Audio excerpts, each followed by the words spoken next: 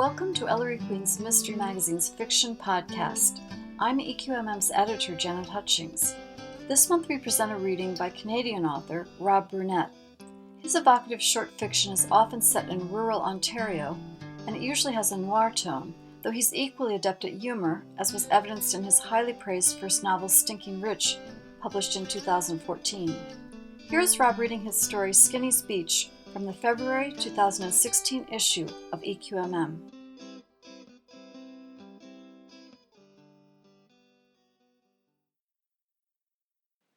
They called him Skinny, a reflection on his wife's girth and not the way his own gray-haired chest caved in atop his beer gut firm as a basketball. Skinny owed his physique and much of his temperament to a well-developed appetite for rum and cokes. He drank with his wife Laureen, because of Laureen, and considerably more than her, none of which was easy. Mostly, he drank on the beach, or staring at the beach from his cottage. The tar-papered shack held the most sought-after spot on the bay, perched these 50 years above the river's best swimming hole. City kids came for swim lessons in the morning. Local teens drifted in after noon, mixing best they could with the instructors. They shared cigarettes under the scorching sun, extinguishing their butts in the brilliant white sand or popping them into soda cans that were easier to collect. Not that they ever did. That was Skinny's job. In the morning, early, he'd drag a green garbage bag up and down while the sand was still cool, clearing the beach before Laureen rolled out of bed to complain about the mess. Litter aside, mornings were his favorite time. He'd amble 3 miles up or down river, soaking in the early sun, listening to the ripple of wavelets caress the fine sand and push bits of bark and tufts of weed onto the shore. West of Ottawa, the river widened to a mile across. The beach fringing the Ontario side disappeared under spring runoff, but dried to 100 feet or more by summer, about the time the cottagers showed up with their fume-belching ski boats and neon-clad inflatables. Skinny had walked the beach every day of every summer since his father bought the land and erected the kit cottage for little more than the cost of a decent car. In the decades since, cottages had gotten bigger. Most of the original shacks, like Skinny and Laureen's, had been torn down, replaced by stone, brick, or vinyl-sided monstrosities. They jutted 2-story glass fronts over the beach, demanding to be noticed, obliterating any sense of harmony with the pine, oak, and poplar that edged the endless beach. It was an affront, this moneyed arrival, transforming a tufted country landscape to one carved by sharp angles and neon-colored plastic lawn furniture. After a strong overnight wind, the fine sand would be smoothed and ribbed, pristine, all evidence of human feet wiped clear. In that hour after dawn, if he averted his eyes from the encroaching buildings and looked down the shore and across the water at the Gatineau Hills, Skinny could feel for a moment the freedom from care he'd known on the beach as a younger man. Back then, the nights had been best. After the children and the evening swimmers and the twilight strollers had had their fill, the teens came back. They arrived singly or in pairs and lit their bonfire high up on the beach, a stone's throw, a toss, really, from Skinny's front door. The beer and music lasted all night and might have filled a lifetime had he not bedded and wed Laureen. Alone in his mind, those mornings on the beach, Skinny was still that scrawny teen with cut-off jeans for a bathing suit, aching for attention, trying like hell to fit in, stealing beers from his father's fridge and passing them around the fire to curry favor. Be a big shot, or something close to it. Instead, by the time the beach awoke each morning, Skinny found himself across the breakfast table from his wife and master, dreading the day ahead. "They kept me up all night," Laureen said, spooning Captain Crunch into her mouth, shoving a stray piece in with her finger. She waved at the toaster as if he hadn't heard it pop. "You're supposed to get rid of him this summer." "It's a public beach," said Skinny. "I put up a fence, the township will tear it back down." He slathered butter on hot toast, making sure to reach the edges. She liked it done to the edges. She said, "Then we should move, damn it. This is my beach, been my life." Skinny added peanut butter and pointed at the jar of Nutella. She nodded and he plopped a scoop on each slice. When Laureen picked up the toast, it hung like a hammock between her fingers. She arced it toward her extended lower lip, making sure not a drop was lost. He watched the toast vanish in 3 efficient bites, then stood to clear the dishes while she ate the second piece. It wasn't his beach. He knew that. No more than he was Laureen's servant. But time and repetition have a way of making things fixed, true, and permanent, until they seem unalterable. Daily, after lunch, with thighs like twin oaks complete with burls and bumps that spoke volumes of her passion for sweets, Laureen dragged her vinyl lounger down the beach. She made a point of scraping across the teens' towels, covering them in twigs and tree bark and the kids' own cigarette butts. Each step as solid as the last, her feet spilling out the sides of her faux leather sandals, she'd make her way just shy of the wet sand near the water. She'd plunk her carcass down on the lawn chair, kick off her sandals, and wriggle her feet down to where the sand was cool. On cue, Skinny would bring her a tall glass of gin and pink lemonade, the latter mixed with a quarter less water than the can called for. "For that little extra kick," as Laureen liked to say. His own rum and cokes disappeared at twice the rate of his wife's imitation pink ladies, giving Skinny plenty of exercise marching to and from the cottage to replenish their goblets. "Hey, Skinny," taunted the Keens.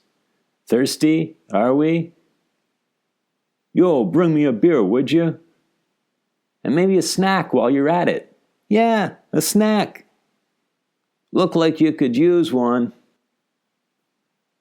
And Skinny, hangdog as ever, did his best to ignore until he'd finally snarl, "Pick up your trash, why don't you, you dirty punks?" "Hey, better hurry up, Skinny.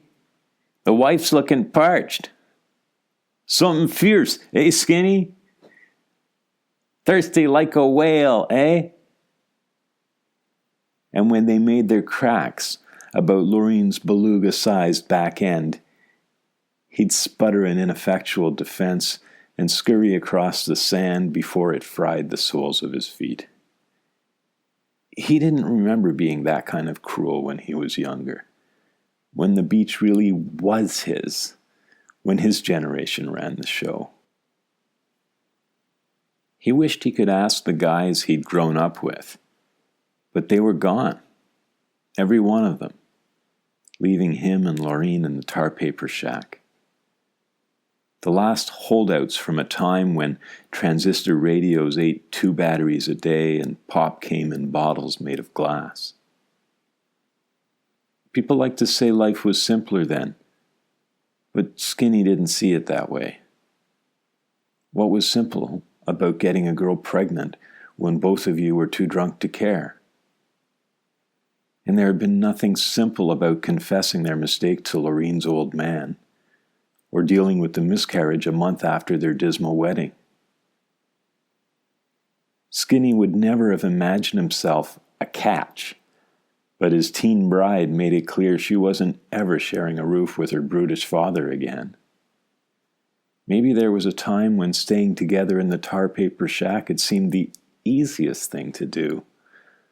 But simple? Skinny didn't think so. The day Loreen's scrawny dog shat on a toddler's sandcastle kingdom, Skinny had no words of defense. "Clean up your moron dog's mess," shouted one of the teens. Instead, Loreen erupted in merriment. "It's his damn beach," she cackled, meaning her cockapoo, not Skinny.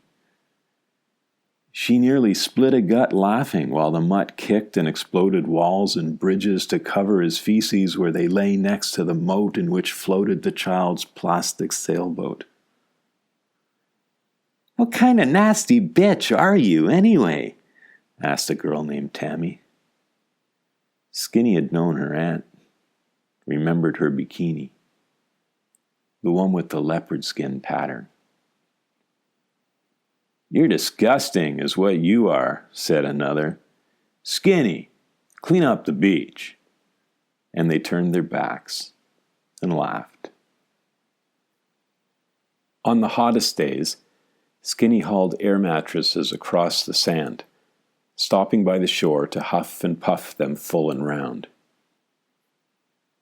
He and Loreen floated side by side, drifting in lazy circles around one another, paddling with flabby arms like oddly shaped stingrays, alternately soaking belly or back. They'd meander through the best swimming zone, oblivious to the splashing around them. The new air mattresses he'd bought came with cup holders, which is how Skinny came to be at the cottage, refilling their drinks the day Tammy's aunt dropped by the beach. The decades hadn't left as deep a mark on her as on him and Loreen. Standing there with a plastic cup in either hand, he struggled to remember her name. She looked at him as though puzzled by his attention. "Leopard," he stammered, resorting to her nickname, overcome by memory of a summer 30 years past, her patterned bikini hanging to dry on the rail of his father's porch, before Loreen's displaced it. She lowered her sunglasses and studied him a moment. Her eyelashes were as dark and full as he remembered them. Her eyes not quite as piercing, more critical than inviting. "I remember you," she said. "Still here?" "My sister never got out either." She pointed vaguely upriver. "I guess the beach is all right. Bit of a backwater, though, isn't it?" Together they looked at the water. At its edge, Loreen's mutt was rolling in a pile of riverweed that no doubt contained a washed-up sunfish or a child's discarded collection of clams. "Wasn't this your grandmother's place or something?" Leopard said. She looked at the porch and beyond it at the shack in which some of Skinny's favorite erotic memories had been born. "Surprised no one's torn it down yet. Go figure." Tammy called to her from the water, and Leopard smiled and tossed Skinny a half wave as she walked away. He downed his fresh rum and coke and went inside to refill it before heading back to join Loreen. When he re-emerged, Skinny could hear shouts from the water. Two of the teens were dragging Tammy out by the armpits. She coughed up water, stumbled to the dark sand, and collapsed there. "She kicked her," one of the boys shouted. "Right in the head," said the other. "I saw it. Then she floats away laughing." "Bitch," said the first. "Tammy could have drowned." Tammy's aunt leaned over her niece and smoothed the hair from her forehead. Skinny looked from her to Loreen and back. The sand seared his feet, but he stood there, imagining a yellow and brown spotted bikini, thinking it could still fit. He remembered cold sand at night grinding into his kneecaps, sticky grasping and pawing in the shadows far from the bonfire, the soggy smell of riverweed mixed with that of sweat and beer and sex. And then he broke into a trot, splashing his hands with the drinks, and rejoined his wife in the river. That day, like most, Skinny and Laureen outlasted the kids on the beach. They tended to disappear all at once, in different directions. It was as if the coolness factor of hanging on the beach evaporated from one moment to the next, and no self-respecting teen would be caught dead near the water once the sun hit a certain angle. Laureen had dozed off. Skinny nudged her chair with his bare foot, jiggled it a bit, until she started, mumbling, "I was just thinking, not asleep." At the sound of her voice, her cockapoo rose from his shaded spot under her chair and shook his foul-smelling coat. They walked behind one another, dragging their lawn chairs up the empty beach to lean them against the porch rail, and disappeared indoors for something quick and easy in the microwave. As long as it didn't rain, the gang reappeared every night after dinner, starting a fire with branches dragged from piles made by cottagers who kept the beachfront neat and tidy. A couple of guys, a tough named Derek among them, could be counted on for larger branches or even cut firewood. Derek was overly fond of construction boots, wearing them to the beach day and night, as if to assert a manliness he had yet to attain. Skinny knew the good wood came from raiding the bonfire materials of folks who were better at planning ahead. He'd even seen Derek march in with 8-foot 2x4s from a work site 2 doors down. Once or twice over the summer, a couple of guys dragged over a big sun-dried log in a grand show of machismo. The kids debated whether the log was for burning or for sitting on. By the third night, they'd shove it in endwise. Those driftwood logs took weeks to burn, doused by sand and water night after night, and spreading never-ending char on the beach. And Laureen tore a strip off Skinny for his inability to keep the soot from defiling her precious domain. In the warm evening air, he'd sit on his porch and nurse his after-dinner drink through the sunset, while his wife zoned out in front of the TV. He'd listen as a couple teens collected money to buy beer, self-selected for their advanced ability to grow facial hair. Just as he'd once done, they'd buzz across the river to the lenient Quebec side in the fastest tin boat available. Some nights, a pilfered bottle of vodka from a parent's party leftovers would make the rounds, and someone always scored a bag of weed for the evening. It didn't matter how much or how little lubrication there was. Like clockwork, the scene would get rowdy after an hour or two of quiet guitar playing and chatter. If Derek didn't start things, he could be counted on to join in and make them louder. Some nights, his besotted behavior earned him laughter. Other nights, complaint. Regardless, he soaked up the attention, swelled his chest, and jutted his scraggly chin hairs, defying anyone to take him on. This always pumped his friend's reaction to its maximum volume. Meanwhile, by twilight's end, the day's gin produced in Laureen a rumbling anger. "Get those stinking rats off of my beach!" she'd hurl at Skinny through the screen. "What kind of limp-arse excuse for a man are you anyhow? You can't keep control of a little patch of sand. Get out there and make them shut the hell up, or I'll call the goddamn cops myself." Moments later, Skinny's distended shadow would loom next to the circle of firelight, ever out of reach, but close enough. When the teens became aware of him, whether by the light catching his hoary face or by the crack of his rum-soaked voice, they'd jump as though poked with a cattle prod. "Noisy piece of crap punks. Show some goddamn respect. People trying to sleep, for crying out loud." He'd rattle off a string of filth, invoking God, the devil, and the kids' parents in good measure, always ending with the well-worn threat of a call to the police. The kids would taunt him and occasionally rise as if to challenge him physically, which is probably why, as the summer wore on, Skinny took to carrying a club. He'd peeled the bark off the long handle and ribbed it with a march of knife cuts to ensure a good grip. The business end was a gnarled mess of chopped and healed-over stubs where branches once sprouted. So ghastly a growth, it was as if he'd cultivated the tree as a weapon from the time it was a sapling.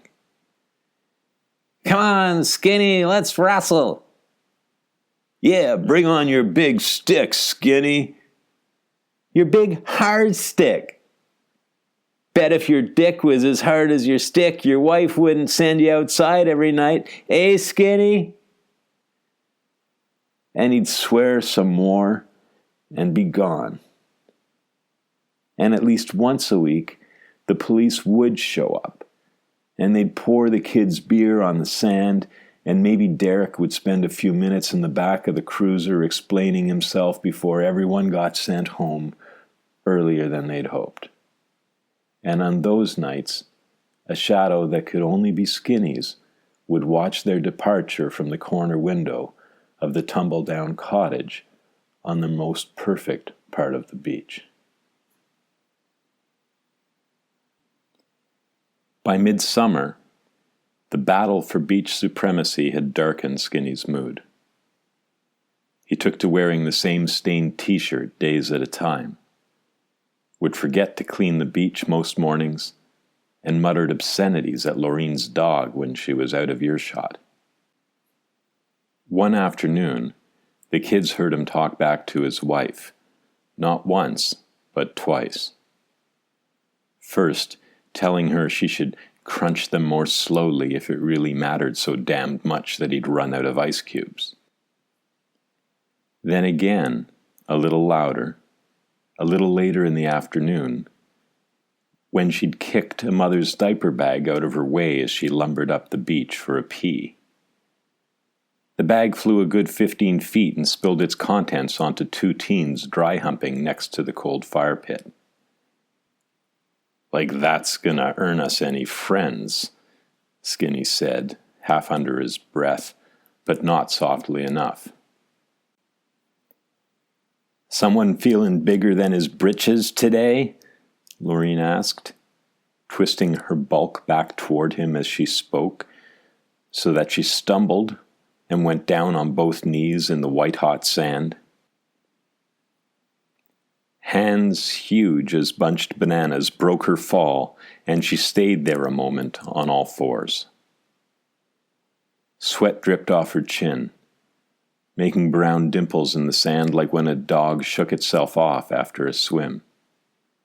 Her eyes bulged with the effort of straightening her back and getting up to one knee.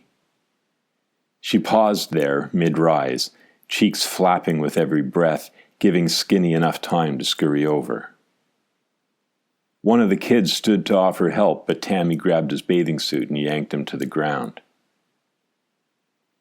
Laureen put both arms on Skinny's shoulders.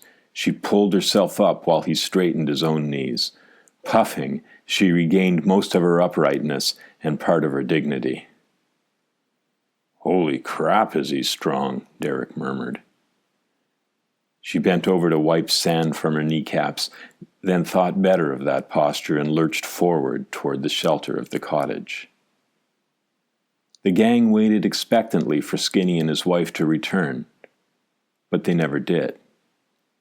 At dinner time, their lounges remained on the shore, a clear glass of gin and warm water twisted into the sand between them, the pink lemon flakes having long since sunk to the bottom.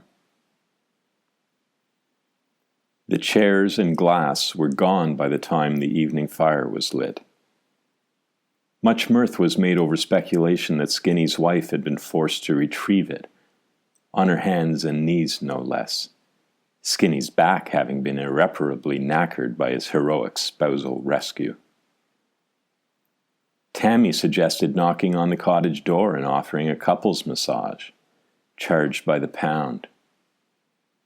Before anyone got up the nerve, Derek and his sidekick arrived in the boat, and bottles clinked, and someone sparked up a joint.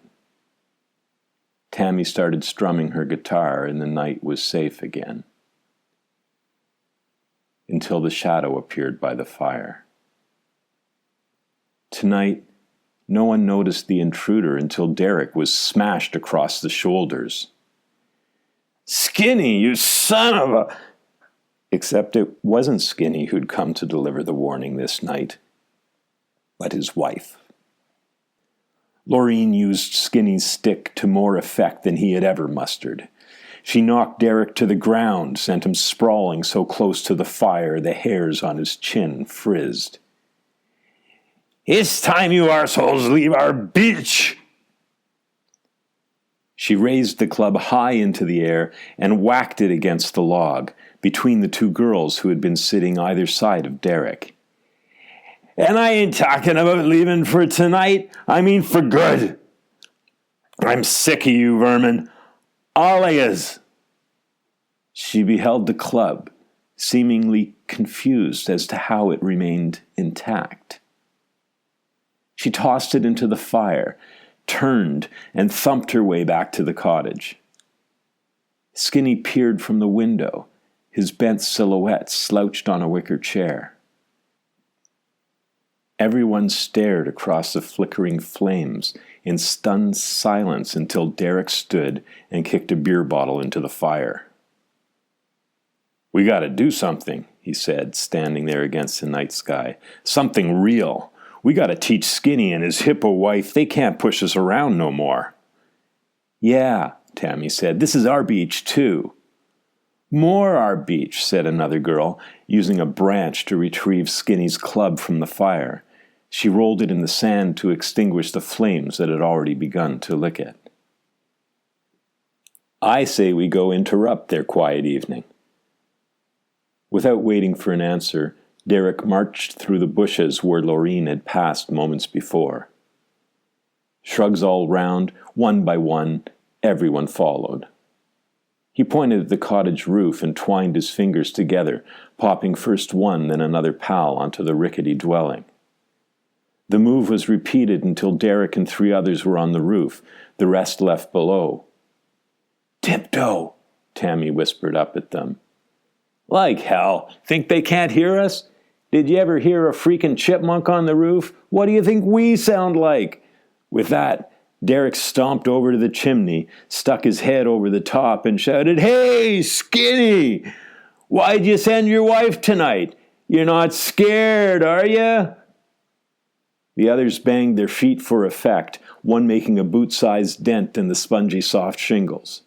The chimney was in no better shape, many of the bricks simply resting in place amid crumbling mortar. Derek dropped a loose brick down the flue. It clanged, making a sound he apparently liked. He dropped 2 more, pausing in between to holler, "What you hiding from, Skinny?" They jumped up and down on the softest part of the roof, kicking shingles and soggy plywood splinters out of the way.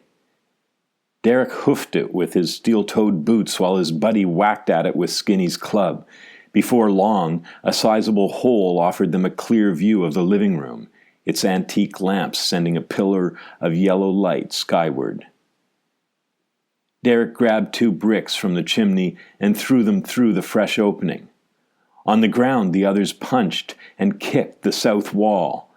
Tammy took a running start and delivered a solid drop kick, landing hard on her hip with a groan. Loreen strutted back and forth, Clutching a poker she'd grabbed from the fireplace stand, alternately waving it at the faces taunting her through the hole in the roof and jabbing it at Skinny. He cringed in his chair, watching the teens outside, listening to their anger through the window screen. He barely flinched when Tammy hurled a brick through that screen, the flimsy mesh giving way, slowing but not stopping the thrust. The brick landed next to his feet, and he picked it up, turning it over and over in his hands. A piece of his home. A simple clay brick, a dozen of which lay strewn about their floor.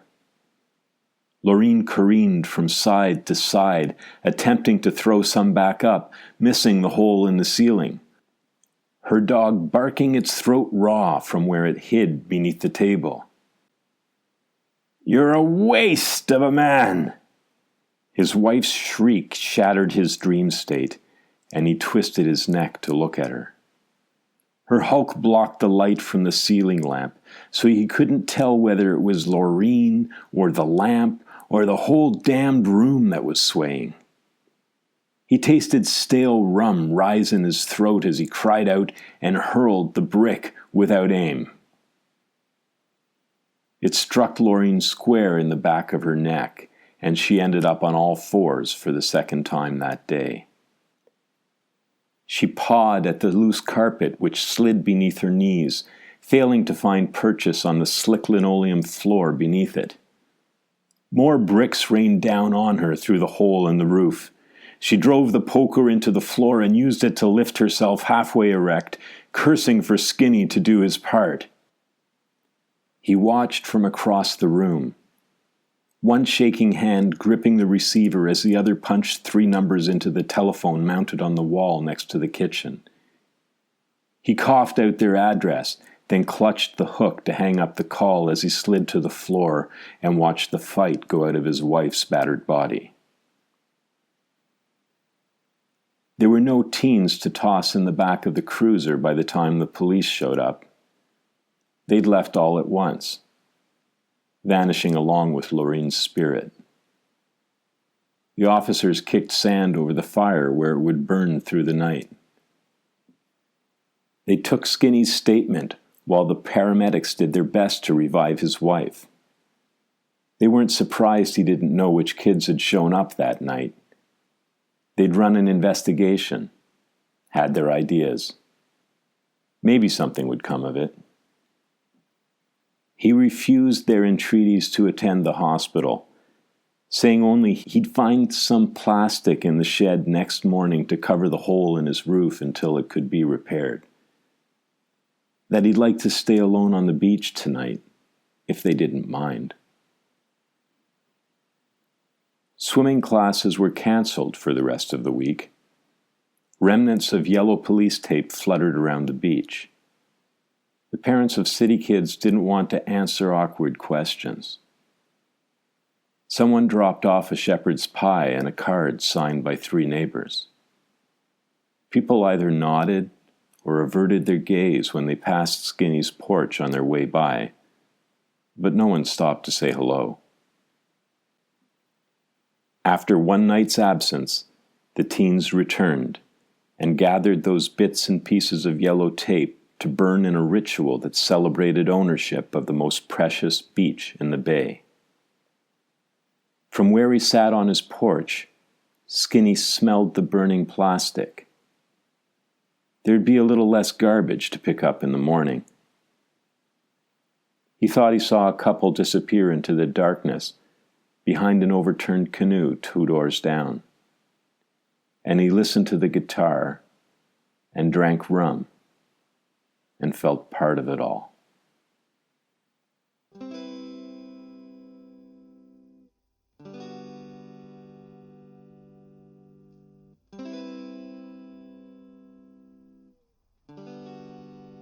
Skinny's Beach is copyrighted by Rob Brunet.